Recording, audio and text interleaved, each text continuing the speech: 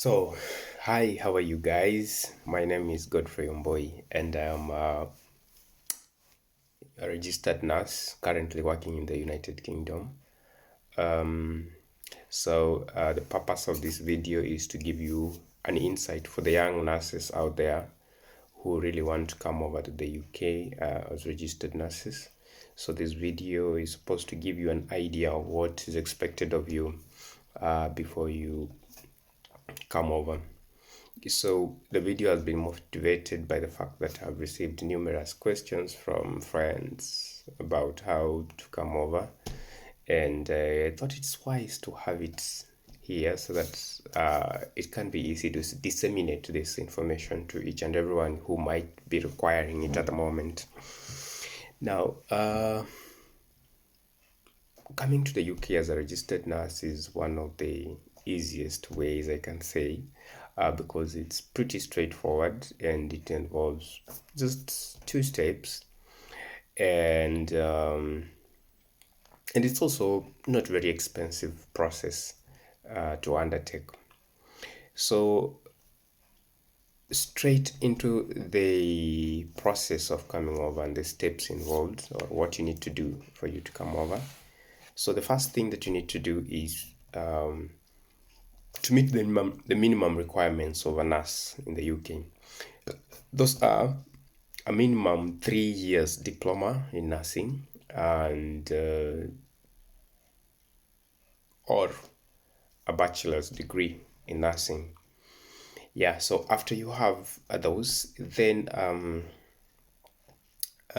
you can go on to meet the English requirements. So for the English requirements, we have the International English Language Test and OET. So those two are the most commonly used forms to ascertain your proficiency in the language. So, for instance, for IELTS or International English Language Test, which is the most common, you have to meet the pass mark for you to come over. So I'll give a description link below, which outlines the International English Language Test, and it gives you an insight of what it is, how is it scored, and now you can know the scores for the NMC, or the scores you require to become a registered nurse here, and you can be able to organize and plan yourself on how to meet it. So the second part is you have to do the computer-based test. So basically, the computer-based test is a nursing test which is supposed to test your knowledge on nursing. It is an exam which is a set of 120 questions, which you need to complete in about 4 hours, and the pass mark should be around 60 or 70 there. So I'll also leave a link on the description box below, so that you can be able to go and also read more and find more about the CBT.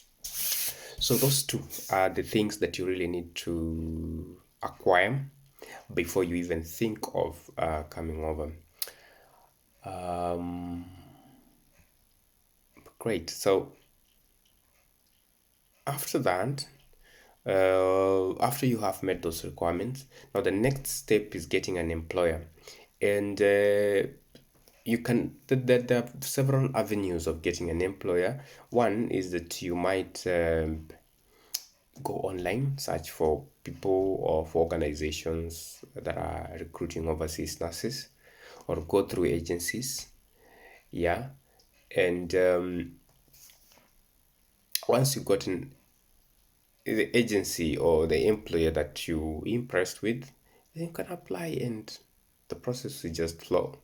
So what happens is that after you are employed, your employer will issue you with a certificate of sponsorship. This is something like a work permit, which you will then use to apply your visa, which comes out in a record 2 weeks, 2 to 3 weeks, and you're on your way to the UK. So after you get to the UK, you still need to do one more skills examination, that is the OSCE. It's an objective skill oriented examination. Yeah, OSCE. And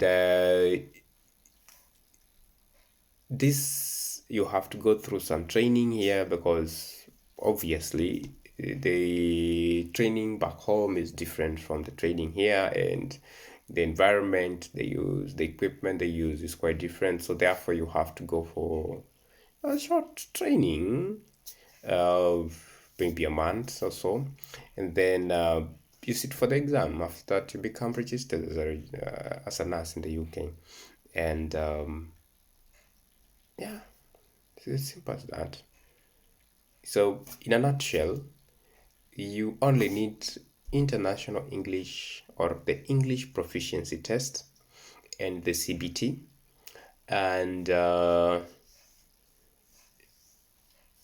and register yourself with the Nursing and Midwifery Council and begin the process of coming over. Yeah.